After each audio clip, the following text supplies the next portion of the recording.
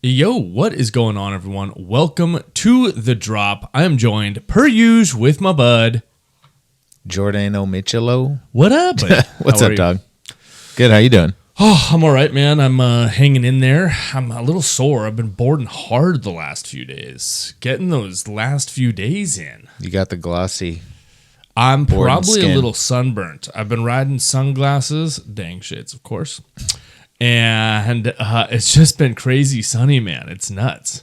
I was a little disappointed yesterday, dude. I had some stuff stolen out of my bag.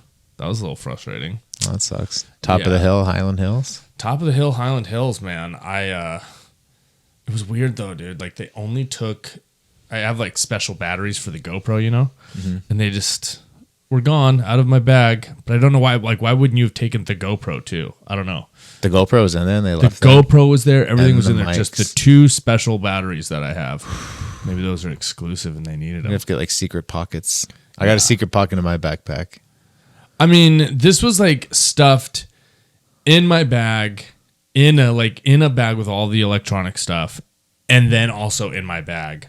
So, but it was Damn, they that saw me sucks. getting into it. That's probably why they probably saw that I had it. But it is what it is. Anyways, guys, well, today's episode is going to be pretty dope. So we are going to kind of tell you guys how to get sponsored, or at least what our journeys and stories were. You know, I was thinking it's kind of crazy. That was 20 years ago, probably, for both of us. It was 2006 or 2007 for me.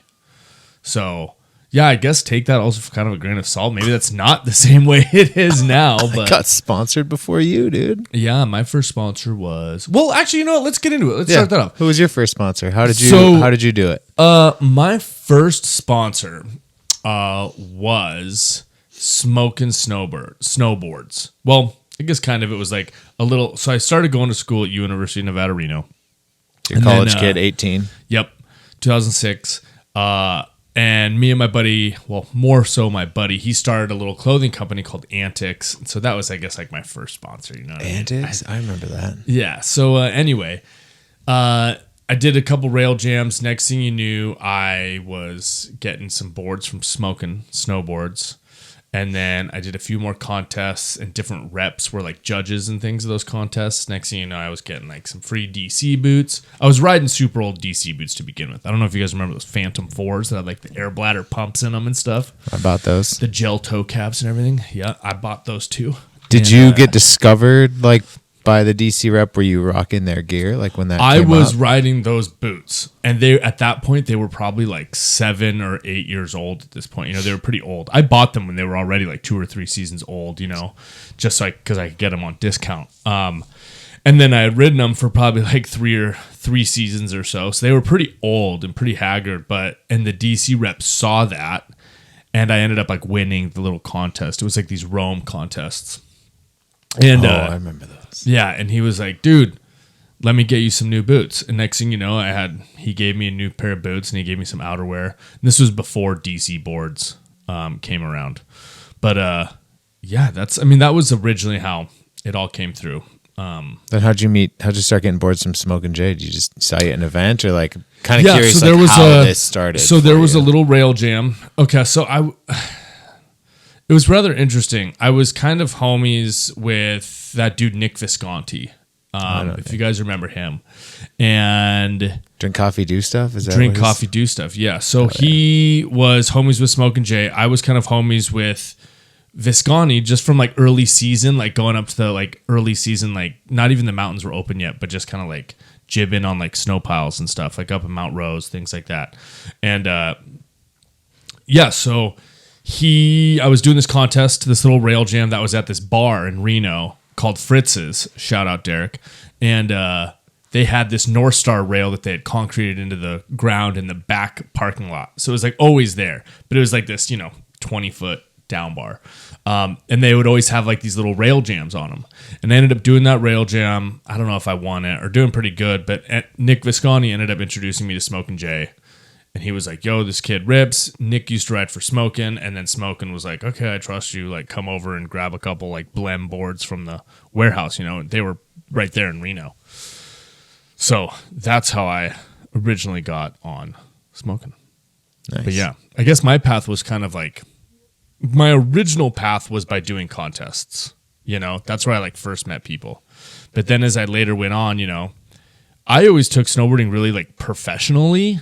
Like I had like a full resume, like what my plans for this upcoming season were, what contests I was going to do, what photos I had taken. And so when I would like get a new email address or when I would meet somebody new, I would like send them over this like packet that I had almost built, almost like a very like professional like work interview, like, or work resume. It had like contest winnings from the previous season, photos I had, that I had taken or had taken of me that I would get, I did this photo shoot at Boreal one night. Like, here's the photos. Like, yeah, I mean, and I would all document all of that stuff. Yeah, I mean, not like 30 pictures or whatever, but a couple select ones. And if I had like hit a handrail and someone had taken a photo of it, I would like throw that in there. This is my plan for the season. Snowboard as much as I can and do all these contests or whatever, But that's what I tried to make it look like as professional as possible, like I really wanted it. And on top of that, I wanted them to know that I was taking it seriously, Like, if I'm willing to put that much time into, like, my snowboard resume, I would hope that would show them, like, oh, he really wants it. So what about you? If we give him a board, then he's going to do a bunch. Yeah, and what sort of their expectations of me were, Like, okay, this is what you said were planning to do this year, and that way they kind of had like, okay, this is what we're getting for giving them a couple boards. Yeah, this dude's stoked. He's going to do something with it. Yeah. What about yourself? For me, it was started out doing like USASA contests. Yeah. Once I learned like Misty flips and stuff, it was like, oh, dude, this is sick. All right, like people are kind of paying attention or whatever. Went to nationals, and then from there, kind of started just like filming stuff on our little like, gosh, what were those cameras like with the little mini DV tapes? Oh yeah, like a VX 2100 or whatever. Yeah, yep. We have even the shittier version of it, like whatever little handheld $200 one was. A couple of those too. Yep. But it was like kind of me and my brother just like passing it off back and forth, and then put together VHS tapes, which I don't even know if people own those anymore. But one thing that you just mentioned that I don't want to cut you off, but you just mentioned that you and I both had brothers. And that was a huge thing for us for filming wise and being able to do things. Because like when I was growing up as a kid, I had my brother to also like always be my filmer. And so I was kind of the same. But I was kind of my brother's filmer because he's like, no, let's just have fun and like board, dude. Like, yeah. But I don't know, he sucked it up and pulled the camera out every once in a while. But yeah, so we just sent out our tape to a bunch of different people, and because tapes were expensive. We didn't grow up with a lot of money, so it was like, all right, I'm going to send it to the first 3 brands or whatever. Wait till you hear something back, then another, and that's just kind of how that worked. There was no social media or any of that. But what year was that? Gosh, probably like 2001, 2002. You were sending like actual mini DV tapes. VHS. Oh, you were sending so I'd VHS. transfer it onto VHS, and it was like sponsor me tape, handwritten letter, or typed out letter, just like, hey, think your stuff's cool, because it was always just stuff that you were stoked on that you would send out. And I mean, for me, it was like I got a pro form, I think, from the Von Zipper rep and Andromeda Snowboards. Oh, sick! I had a really cool board. I forgot which one it was. Had like the moon on it. I think like Daryl Mathis, Corey Smith, Brett Butcher, like that Nima brand Jalali. Was really like it was a pretty rock and roll brand. Yeah. JJ Johnstone, I think, was the owner of it. Oh, huh. Yeah, I don't know. I don't know much about that brand. That one was a little bit like, I guess I was kind of, had started snowboarding then, but I was like M3 guy. So I was like, yeah, it was a small brand, and I was about the small brand. So then from there it was Capita. I talked to like Jason Brown and sent me some boards, and then they sent Jonas some boards. It was pretty crazy. We got like this box sent to the house, and it was like 4 or 5 snowboards. I think it was 5, and we're like, what do we do with this? Do we split it? Like, what do we do here? What do we do with the 5th one? Yeah. And then we a couple hoodies, sweatshirts, the big skull of death die cut, like not die cut, stencil. The black snowboard of death die cut or logo. The stencil though, like the big, like it was, dude, it was sweet. But yeah, so kind of went from there, and then it was like, oh, okay, like contests are cool, but rail jams were kind of starting out, and that was like fun to go do. But yeah, from there went into like filming video parts, and I think my brothers Zach Marbin and Pat Milbury, we did this video called Replicas of Nothing, and that's kind of where it's Replicas of Nothing. Yep. Dang, you got Ron. You know where that is? All Minnesota music, pretty much all Minnesota riders, dude. It's sick. It's do you have a copy of it somewhere? I do have VHS for sure. Oh boy, we got to watch that. Yeah, we did like skits and I bet you your snowboarding is insane in it too. Dude, I did some stuff that I hadn't honestly seen before. Like Yeah. I don't want to claim it, dude, but I had never seen a front board on an S-Rail, and I like went one day to front board at S-Rail, which was like pretty cool at the time. Sick. First S-Rail I think like I'd ever seen in real life. Yeah. Took a full day. Like a street rail?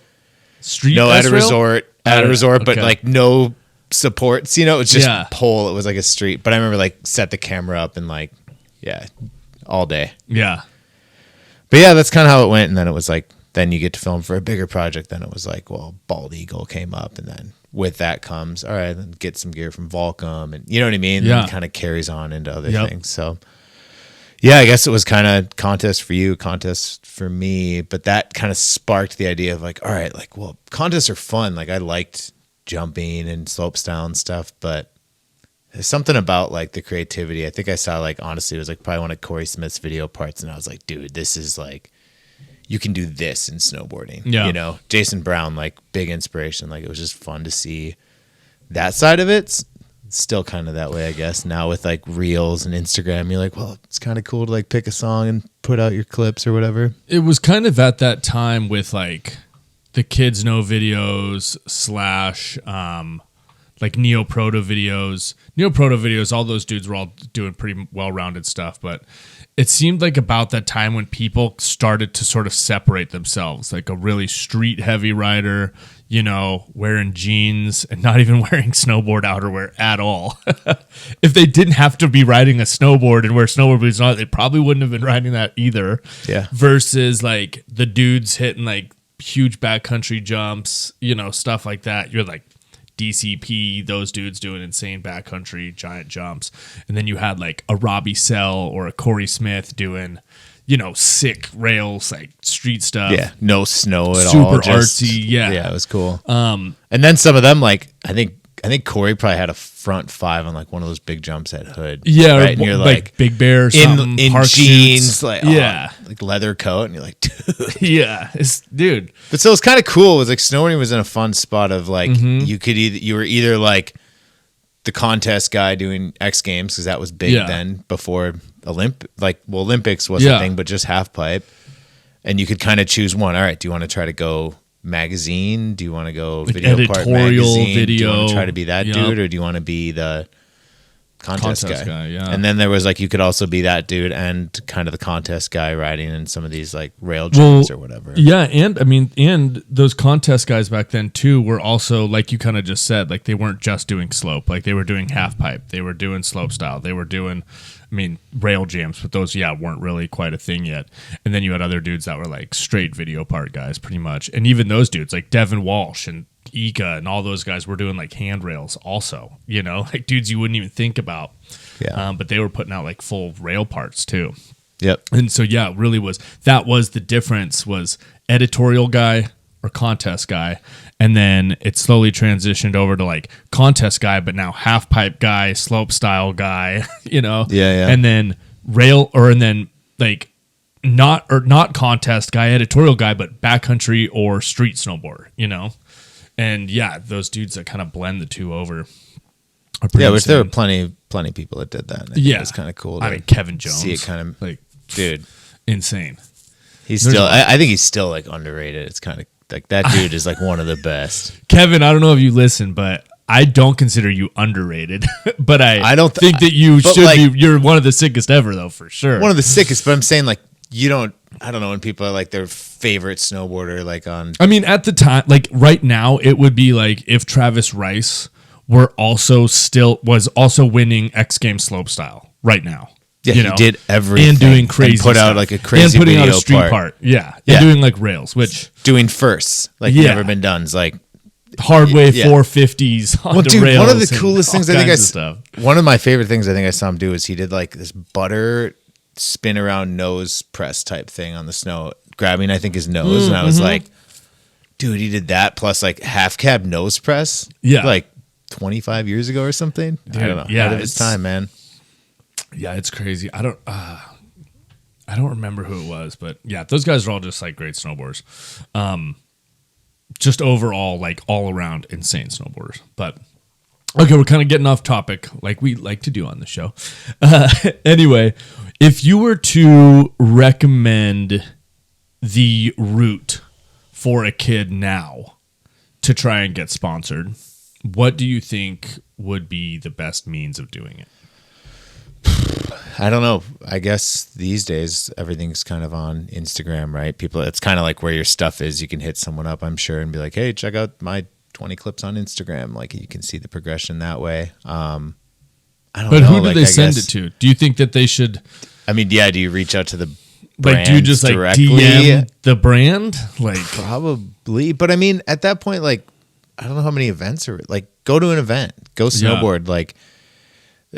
You know, it sounds like with you too, like it probably goes back to that, like riding the gear that maybe a rep is there and he's like, oh, dude, that guy's messing with my stuff, you know, riding my gear. Like we should hook that dude up. He might fit in the brand. He's into that, you know? Yeah, brands obviously like that, you know, if you show up to a dude, like in my case, the DC guy wasn't just stoked on me doing well in the contest. He was stoked because I was riding like super old beat up DC boots. So he like knew that I was down for DC. So he was, and how many times have we heard like a rep or a team manager or something like, oh, that dude like fits. Like totally. That guy fits that because he's riding like an old, you know, Signal snowboard. Oh, that dude he'd work for Signal. Like, you know what I mean? Like he's stoked on that. Like, oh, that guy, if we're on that, like looks like Olsen Elm, he's kind of got that vibe. Like maybe we put him on Signal, like, you know, putting out clips.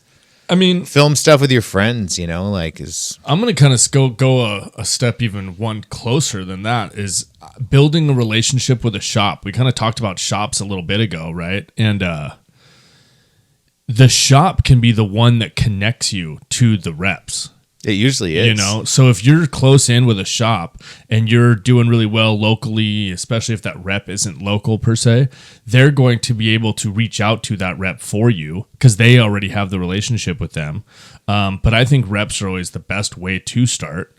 Yeah, I agree. You know, it's a little tough, even if you're really good, to just cold call a big brand or direct message them and just expect that something's going to happen. I think that's the main thing. Don't expect shit. Totally. Snowboard and because it's fun. Yeah, like, don't be or no longer determined to do it because you're going to get a lot of rejection. For sure. I mean, I remember I got somewhere I was like, damn, that hurt for sure. Yeah. You know, but now it's like life is a little bit less ego driven and you just snowboard for fun. Like I don't think I have any sponsors and I have so much fun snowboarding now. Totally. Because I'm snowboarding for me. Yeah, and that's a huge part of it too. Be sure that that's what you want, you know? Just and know that when you do decide, or if you do decide you want to be sponsored, that does come with some obligation, and you do have to represent that brand. At least that's the way I look at it. You know, like and you should want to. Yeah, and you should want to. Yeah, gonna be riding for a brand, and like for you, like I think a Death Label, Andrew Brewer, you know what I mean? Like you should. That kind of goes hand in hand. So like becoming a rider for a team, it kind of fits into that. You know, like for me, it was always like at that time you pick a brand or you have a relationship with a brand, you're like, this feels right. You know, like with Capita, it was like, this feels right. Each brand sort of has its own identity. It's like, at this time, feels right. You know, doing this with my brother, like, fuck yeah, that's sweet. But I don't know. Kind of choose your own path there too. But I mean, who am I to talk on it? And, you know, there's some people that's like, dude, if you can get that, you know, huge Burton contract, like maybe you don't feel like you fit with Burton, but I mean, you have to always do what's right. But at the same time, like if it like, hopefully Burton has done a little bit of their own research. They're not just going to like blow up some random dude and try and completely change him, or else they're going to take away his authenticity, you know, which kind of gets rid of the whole point of it. Right. So yeah, you never know. I mean, it is. Well, for kids to maybe know this too, right? Like a brand is it has its image, but the team manager is pretty important too, as far as like, how that, you know, I'm sure we both had brands. You're like, oh, this is sweet. Team manager changes. It's like, all right, see you guys later. You know, like or they're like, hey, see you later, dude. All my friends. Yep.